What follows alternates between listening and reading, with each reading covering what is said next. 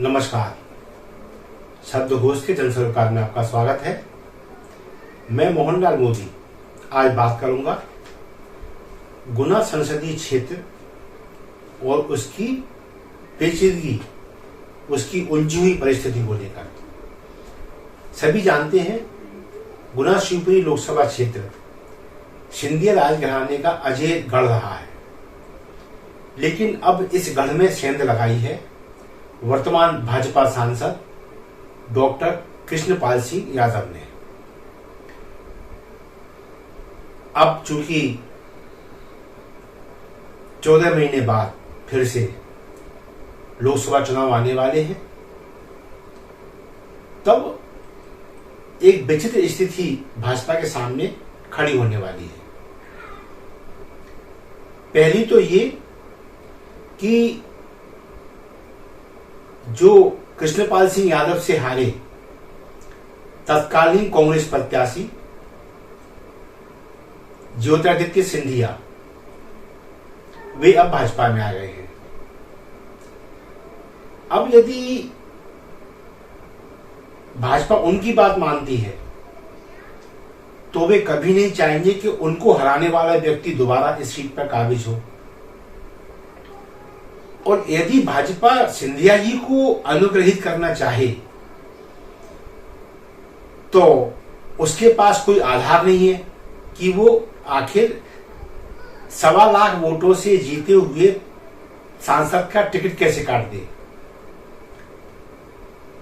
रस्साकशी तो होनी है, क्योंकि कृष्णपाल दावेदारी करेंगे, भाई सिटिंग एमपी हूं और मैंने उस गढ़ को ध्वस्त किया है जो अब तक अजय माना जाता था सिंधिया राजघराने के लिए, तो फिर मुझे टिकट क्यों नहीं।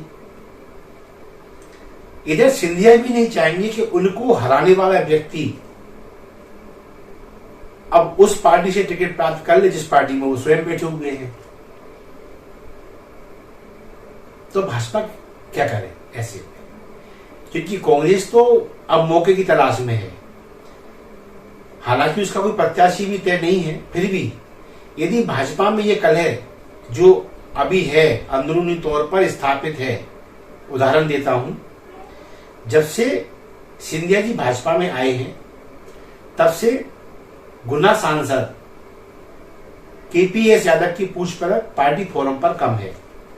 उदाहरण, उन्होंने पूर्व में शिकायत की, मेरे क्षेत्र में कोई भी राजनीतिक कार्यक्रम भाजपा द्वारा आयोजित होता है, शासकीय कार्यक्रम आयोजित होता है, तो उसमें मुझे तवज्जो नहीं दी जाती, उसमें सिंधिया जी को ज्यादा तवज्जो दी जाती है।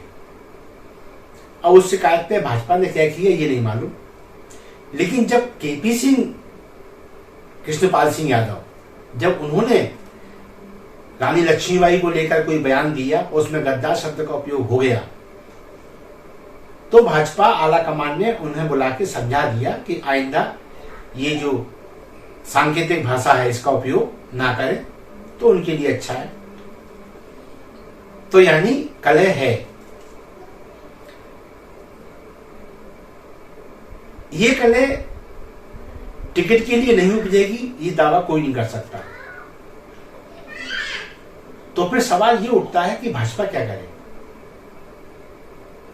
तो भाजपा यदि सिंधिया जी को टिकट देती है तो यदुवंशी जो भाजपा का वोट बैंक है, परंपरागत वोट बैंक कहा जाता है, ये इसका क्या दावा है कि वो फिर भाजपा में बना रहेगा, क्योंकि उनका जो वर्तमान सांसद है वो स्वभाव से शालीन है और अभी तक उसने किसी का अहित किया है ऐसा कोई समाचार फिलहाल सुर्खियों को प्राप्त नहीं कर पाया है। और यादव समाज इस बारे में विख्यात है कि वो जब भी कहीं वोट करने जाता है तो तत्कालीन परिस्थितियों का अध्ययन करने के बाद ये तय करता है कि हमारा फायदा कहाँ है, हमारी जातीय अस्मिता कहाँ सुरक्षित रहेगी, कहाँ उसको सम्मान मिलेगा, वो वोट वहां करता है। और ये इनका प्रभाव एक तरफा दिखाई भी देता है।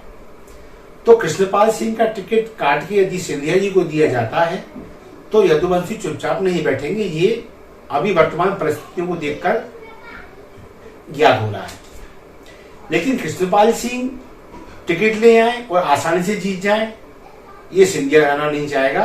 अब तक की जो उनकी कार्यप्रणाली सिंधियाओं की, उसको देख के ये दावा हो सकता है। तो अब एक सिटिंग एमपी वो सिंधिया जी को नहीं भारा, और एक पूर्व एमपी जो कृष्णपाल सिंह जी को स्वीकार नहीं है, तो फिर तीसरा कौन? ये कांटा भाजपा के लिए बड़ा भारी साबित होने वाला है। तो फिर तीसरा नाम आता है ब्राह्मण समाज का। अब पूछिए ब्राह्मण समाज क्यों? क्योंकि गुना शिवपुरी लोकसभा क्षेत्र जाति बाहुल्यता की नजर से देखी जाए तो ये ब्राह्मण बाहुल्य वाली सीट है।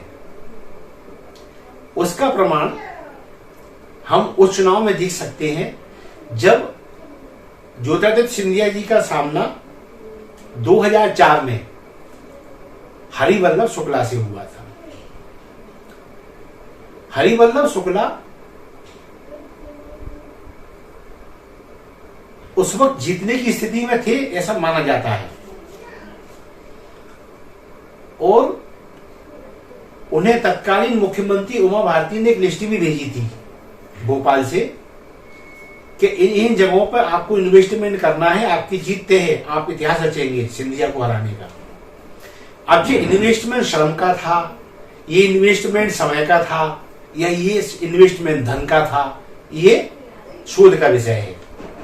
लेकिन राजनीतिक पंडित सब जानते ये इन्वेस्टमेंट कौन सा था और कहां कहां करना था। और ये इन्वेस्टमेंट साकार रूप में हरिवल्लभ तक पहुंचाया भी गया। लेकिन हरिवल्लभ को ऐसा लगा कि जिस सिंधियाओं को बड़ी बड़े तोप ने हरा पाई राजनीति की, उन्हें मैं क्या हरा पाऊंगा, शायद ये उनका सोच था। उनके नजदीकी मित्रों से बातचीत हुई, वो यही थी कि ये जो इन्वेस्टमेंट की बात चल रही है क्यों किया जाए, हारना तो है ही है। तो वो उस इन्वेस्टमेंट से बच गए, और या उस इन्वेस्टमेंट को बचा गए, और वो चुनाव की फॉर्मेलिटी करके अपने घर चले गए। जब चुनावी नतीजे आए और सिंधिया जी ने मतगणना से पहले चुनाव आयोग पर गड़बड़ी के आरोप लगाए, तो हरिवल्लभ को शौक लगा कि ये समय भी आ गया कि सिंधिया मतगणना पर प्रश्न चिन्ह खड़े कर रहे हैं, मतगणना से पहले चुनाव प्रणाली पे क्वेश्चन मार्क लगा रहे हैं। इसका मतलब सिंधिया खतरे में है। और जब मतगणना हुई तो आपको बड़ा आश्चर्य होगा कि ये सिंधिया जी की सबसे कम लीड थी। कितनी लीड थी ये लीड थी 86,000 के लगभग। मतलब सिंधिया राजघराना जो कभी 1 लाख से ऊपर, नीचे तो जीतता ही नहीं था, ऊपर ही जीतता था, फिर 2 लाख हो जाए, 3 लाख हो जाए। लेकिन हरिवल्लभ शुक्ला के वो कहना चाहिए ना, वो इन्वेस्टमेंट बचाने के बावजूद 86,000 की लीड लग गई सिंधिया जी। क्यों? ये ब्राह्मण बाहुल्य क्षेत्र है, और जब जब ब्राह्मण को यहां से टिकट मिला है, ब्राह्मणों ने एकता का परिचय दिया इस सीट पर। तो मेरा ऐसा मानना है कि यदि भाजपा किंकरतम्य विमूढ़ की स्थिति में आती है कि सिंधिया को दिया तो केपीएस नहीं छोड़ेंगे, और केपीएस को दिया तो सिंधिया नहीं छोड़ेंगे, तो फिर तीसरा नाम कौन? तो फिर ये नाम आता है ब्राह्मण। अब ब्राह्मणों में पेंच देखिए आप, ब्राह्मण और लोधियों में झगड़ा चल रहा है इस वक्त प्रीतम सिंह लोधी के मामले को लेकर। तो यदि ब्राह्मण को टिकट मिलता है तो लोधी की चल जाएगा। लोधी कौन? भाजपा का परंपरागत वोट बैंक। फिर क्या करें? तो फिर भाजपा की मजबूरी है वो किसी ऐसे व्यक्ति को तलाशे जिसकी संगीत की पृष्ठभूमि हो, क्योंकि जब संघ की पृष्ठभूमि का ब्राह्मण आएगा तो जाति के नाते तो ब्राह्मण वोटों को एकजुट करेगा, और संघ का होने की वजह से संघ और उसके अनुसांगिक संगठन सक्रिय होंगे। और ऐसे में यदि वो प्रत्याशी की ट्यूनिंग लोधी नेताओं से या लोधी नेताओं की जो सर्वे शर्मा है उमा भारती, उससे यदि मेल खाती हो तो संभव है कि उमा के समझाने पर ये जो लोधा लोधी वोट बैंक है ये उस ब्राह्मण प्रत्याशी के साथ में समाहित हो जाए। तो बस ये एक सूरत है जब ऐसा लगता है कि भाजपा यदि सिंधिया भी नहीं और केपीएस भी नहीं, तो फिर तीसरा ये जो न सिंधिया जी का है और जो न केपीएस का है, ये संगठन का है। यदि ऐसा कोई नाम, ऐसा कोई ब्राह्मण, ऐसा कोई स्थानीय प्रत्याशी मैदान में आता है जिसकी साफ स्वच्छ छवि हो, समाज में पकड़ हो और मृदुभाषी हो तो और अच्छी बात है, बाकी सक्रियता उसकी सामाजिक स्तर पर पुख्ता देखने में आती हो, तो फिर ये सीट भाजपा पॉजिटिव मान सकती है। 14 महीने शेष हैं लोकसभा चुनाव में, अभी बहुत सारी परिस्थितियां परिवर्तित होंगी, तब समय क्या होगा, लेकिन यह भी सत्य है कि लोकसभा चुनाव की तैयारियां शुरू हो चुकी हैं। लोग कपड़े चला के बैठे हैं कि कब दिल्ली से बुलावा आए और हम सक्रिय हो जाएं। तो इसलिए ये नहीं मानना चाहिए कि बहुत लंबा समय है, समय बिल्कुल प्रत्यक्ष है और 6 माह का खेल शुरू हो चुका है टिकट प्राप्त करने और काटने कटाने के लिए। तो वर्तमान परिस्थिति यही कहती है कि